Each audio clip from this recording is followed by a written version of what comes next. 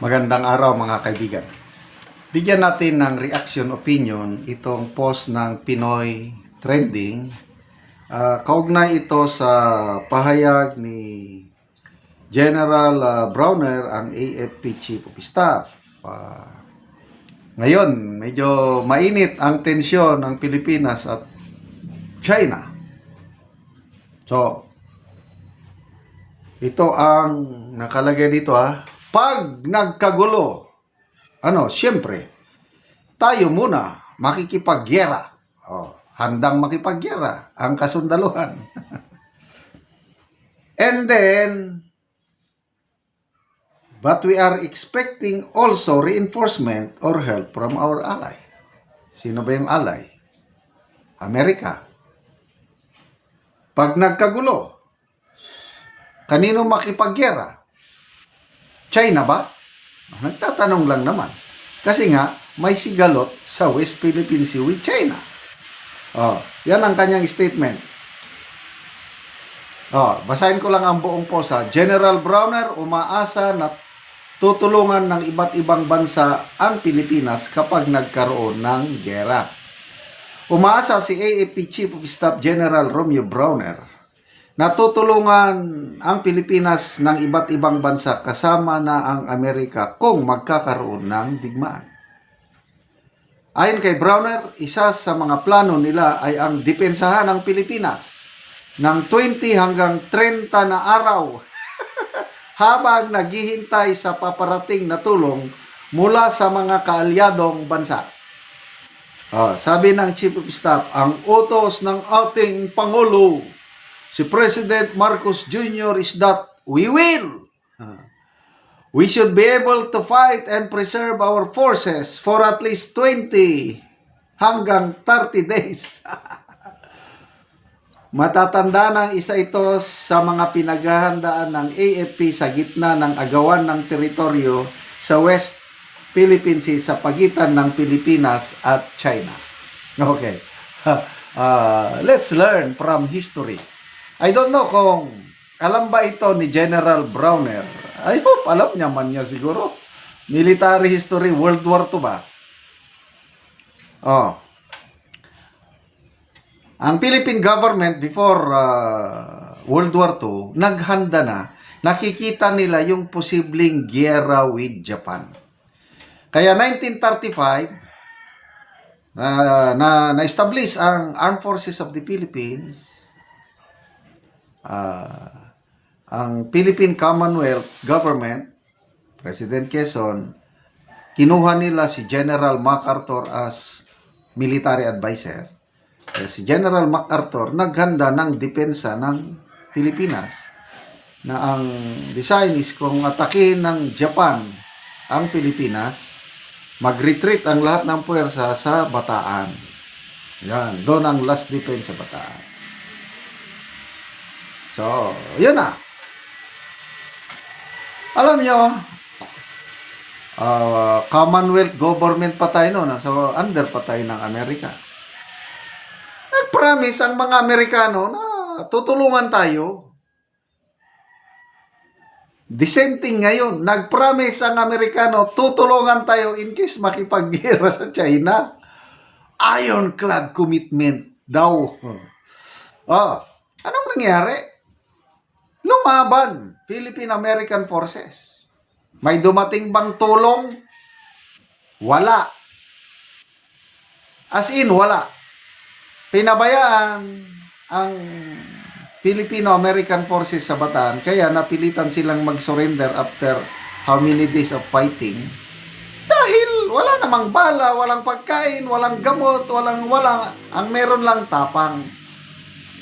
Kaya yun, nagkaroon ng death march. Sinubukan ng Amerikano na magpadala ng tulong. Sinubukan lang. Maliit lang na tulong. Pensacola Convoy, something like that. Yung mga barko ng Amerika galing Hawaii, Pearl Harbor, naglayag, papunta na dito.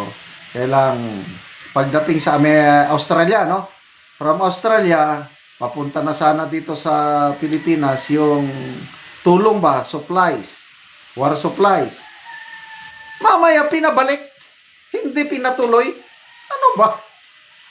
Kaya kawawa ang Pilipinas panahon World War II. That is history. It's a fact na ang Amerikano hindi maaasahan ang tulong. Noong bago na matapos ang gyera, na nabaliktad na ang ihip ng hangin, talunan ng Japan, panalo ng Amerika. So ang mga American forces sila nang umaatake.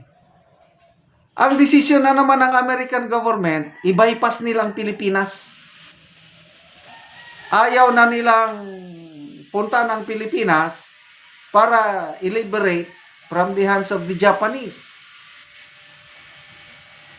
Ang plano nila, I think, kung saan sila manggaling, pupunta sa Formosa o Taiwan ngayon, i-liberate nila ang Formosa, Taiwan, then from there, direct na sila sa Japan, lulusob sa Pilipinas, i-bypass ang Pilipinas. Ganon ang plano ng American government panahon ng World War II. Mabuti na lang, merong General MacArthur na true to his word. Sabi niya, mahiya naman kayo. I made a promise to the Filipino people, I shall return. Tapos lumaban sila, umasa sa atin. Ngayon, ganyan ang ipapakita nyo sa kanya. Where is your morality? Or nang dahil lang sa isang tunay na Amerikano, General MacArthur. Ayun, nagbago ang desisyon ng American government. Sige na, i-liberate nyo na lang ang Pilipinas. Ayun, kaya dumating sila, liberation. Kaya lang ang kwento ganon. In short, to me hindi ako anti-America. Maraming tulong ang Amerikano sa atin. No question about that. Kaya lang inuuna ng Amerika ang kanilang interest, hindi yung interest natin. Kaya huwag tayong aasa na tutulungan tayo ng US. Uunahin nila ang kanila. Pag nagkagera tayo with China, walang kasiguraduhan na yung Mutual Defense Treaty mag-take effect kasi ang gagawin nila, example, President Trump pupunta pa sa US Congress. Kailangan ng approval ng US Congress bago sila makipaggera para sa atin. And what's the assurance? Nada, walang-wala. Yan po ang reality on the ground.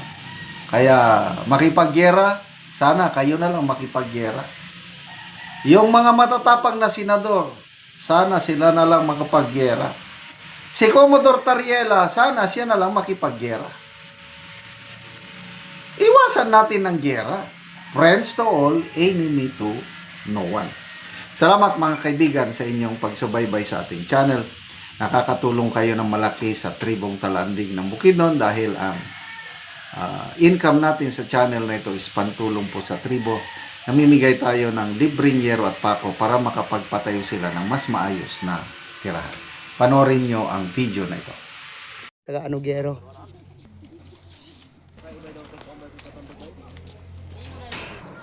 So muna ni ang iyang gipatindog nga balay. So mag-atop na gid siya karon.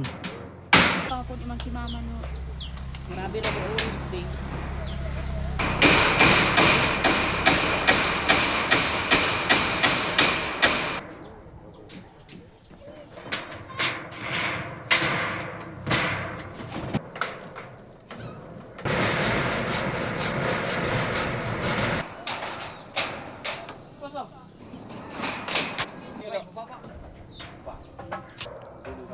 Tagkanda po na.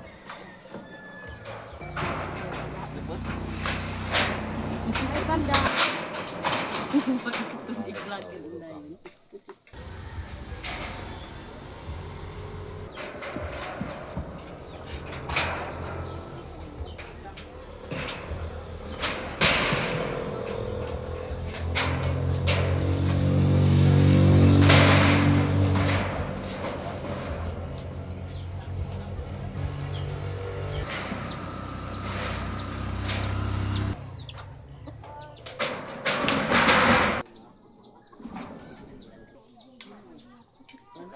Ug karon humanagad sa pag-atop. Salamat sa Ginoo nga nagtapang sa sin nga ako nami walay.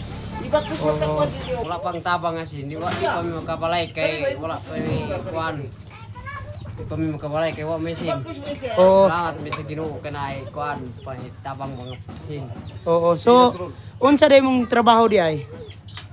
Kuan ra pang muso-muso, Mag-uuma lang. naguma, Oo. So, igo ra gyud sa pagkaon ang kinitaan. orang kinikit sa pagkaon. Oo. So, salamat kaayo. Salamat kayo kay na may mo na mig balay. Oo.